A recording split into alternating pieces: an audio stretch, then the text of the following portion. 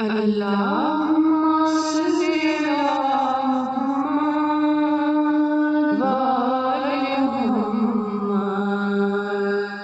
دوپہر کا وقت تھا، سورج ہمیشہ کی طرح سے آسمان میں چمک رہا تھا۔ سخت گرمی سے مدینے کے بیاباں جل رہے تھے اور مسلمان پیغمبر اسلام حضرت محمد مصطفیٰ صلی اللہ علیہ وسلم کے حکم سے خندق کھود رہے تھے تاکہ وہ دشمن کے حملوں کو روک سکیں، اور سروں پر چمکتے ہوئے سورج کی گرمی میں کام کرنا بہت ہی سخت تھا۔ سبھی تھکے ہوئے تھے اور بھوکے بھی تھے، لیکن انہوں نے بہت تیزی سے کام کیا اور بہت ہی جلد خندق تیار کر لی۔ ان کے مقابلے میں مشرک راستے میں تھے اور وہ کسی بھی وقت مدینے پہنچ سکتے تھے، اور وہاں پر بیلچوں کی آوازیں سنائی دے رہی تھی۔ کچھ لوگ پتھروں کو ادھر ادھر کر رہے تھے اور کچھ لوگ زمین کھود رہے تھے، اور جو طاقتور تھے وہ بہت تیزی سے زمین کو کھود رہے تھے۔ خود پیغمبر خدا حضرت محمد مصطفیٰ صلی اللہ علیہ وسلم بھی لگاتار کام کر رہے تھے۔ پیغمبر خدا صلی اللہ علیہ وسلم کو دیکھ کر دوسرے لوگ بھی پورے جوش کے ساتھ کام کر رہے تھے کہ ایک شخص نے خندق کی آخری حصے سے آواز دی کہ میرا کام ختم ہو گیا ہے۔ پیغمبر خدا صلی اللہ علیہ وسلم کو خبر دیجئے کہ اسلام کے سپاہیوں میں سے ایک پیغمبر کی طرف دوڑتے ہوئے آئے اور بولے، اے پیغمبر خدا صلی اللہ علیہ وسلم، خندق کا کام ختم ہو گیا ہے، اب کیا حکم ہے؟ پیغمبر خدا صلی اللہ علیہ وسلم نے خدا کا شکر ادا کیا اور سب کو حکم دیا کہ سبھی خندق سے باہر آ جائیں۔ لوگ خندق سے باہر آ گئے اور سب نے جنگ کا لباس پہن لیا۔ کمانڈر اپنے لشکر کو تیار کرنے لگے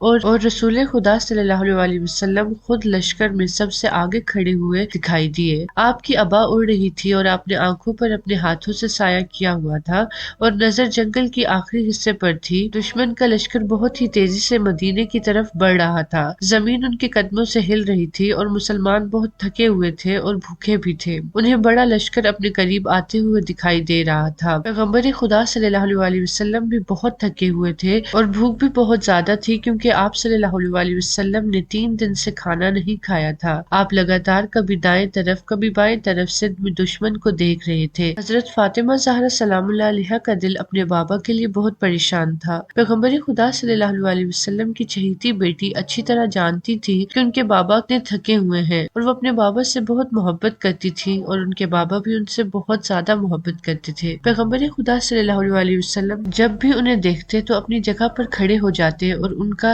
استقبال کرتے، ان کے ہاتھوں کو چومتے تھے۔ آپ بھی اپنے بابا کا ایسے ہی احترام کرتی تھی۔ اس وقت جناب فاطمہ زہرا سلام اللہ علیہا کو بابا کی بھوک اور پیاس کا احساس ستا رہا تھا۔ وہ گھر واپس آئیں اور ان کا دل چاہ رہا تھا کہ وہ اپنے بابا کے لیے بہترین کھانے کا انتظام کریں، لیکن تھوڑے سے آٹے کے علاوہ گھر میں کچھ موجود نہ تھا۔ انہوں نے جلدی سے آٹا گوندا اور کچھ روٹیاں بنائی، اور روٹیاں بہت ہی چھوٹی تھی۔ اب سوچنے لگی، کیا صرف یہ چھوٹی چھوٹی روٹیاں ہی لے کر جاؤں؟ انہیں اپنے بابا کی بھوک پریشان کر رہی تھی۔ جلدی ایک کپڑے میں لپیٹ کر ان روٹیوں کو میدان جنگ کی طرف بڑھنے لگی۔ میدان کے قریب پہنچی تو لشکر کے سپاہیوں کی آواز سنائی دی کہ جنگ شروع ہو چکی ہے اور دشمن خندق پار کر کے ادھر آ چکے ہیں اور اسلام کے سپاہی ان سے جنگ کر رہے ہیں۔ جناب فاطمہ زہرا سلام اللہ علیہا نے کسی کو پیغمبر خدا صلی اللہ علیہ وسلم کے پاس بھیجا۔ پیغمبر صلی اللہ علیہ وسلم تشریف لائے اور گھوڑے سے نیچے اترے تاکہ وہ اپنی پیاری بیٹی حضرت فاطمہ زہرا سلام اللہ علیہا کو مل سکے۔ حضرت فاطمہ زہرا سلام اللہ علیہا کو دیکھ کر ان کی آنکھیں چمک اٹھیں، اور جناب فاطمہ زہرا سلام اللہ علیہا نے اس کپڑے کو کھولا اور اس میں سے روٹیاں نکال کر دی جو اب تک گرم تھی۔ آپ نے بڑے ہی محبت سے پیغمبر خدا صلی اللہ علیہ وسلم کو وہ روٹیاں دیں۔ پیغمبر خدا صلی اللہ علیہ وسلم مسکرائے اور فرمایا، میری پیاری بیٹی، یہ روٹیاں کہاں سے لائی ہیں؟ حضرت زہرا سلام اللہ علیہا نے جواب دیا، بابا جان، میں نے آپ کے لیے خود بنائی ہیں۔ روٹیوں کی خوشبو ہر طرف فضا میں پھیل رہی تھی۔ پیغمبر خدا صلی اللہ علیہ وسلم نے ایک نوالا اپنے دہنے مبارک میں رکھا اور فرمایا، یہ تو بہت مزیدار ہے بیٹا، آج 3 دن کے بعد یہ پہلا لقمہ کھایا ہے۔ حضرت فاطمہ زہرا سلام اللہ علیہا مسکرائیں اور اپنے بابا کے گلے لگ گئیں۔ حضرت محمد مصطفیٰ صلی اللہ علیہ وسلم نے جناب فاطمہ زہرا سلام اللہ علیہا کو خدا حافظ کیا اور دوبارہ میدان جنگ میں واپس چلے گئے۔